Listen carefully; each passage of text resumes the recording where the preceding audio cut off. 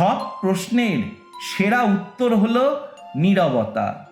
প্রতিটি পরিস্থিতিতেই হাসি হলো সর্বোত্তম প্রতিক্রিয়া। আশা হলো সকল অন্ধকারের সেরা আলো। ক্ষমা হলো সমস্ত যন্ত্রণা থেকে সর্বোত্তম মুক্তি। আর আপনিই হলেন ঈশ্বরের সেরা সৃষ্টি। তাহলে তুচ্ছ বিষয় নিয়ে দুশ্চিন্তা করা কেন? খ্রিস্টের ওপর বিশ্বাস রাখুন, তাঁর সামনে প্রার্থনা করুন। মনে রাখবেন, তিনি আপনাকে ভালোবাসেন আর তিনি আপনাকে কখনোই পরিত্যাগ করবেন না।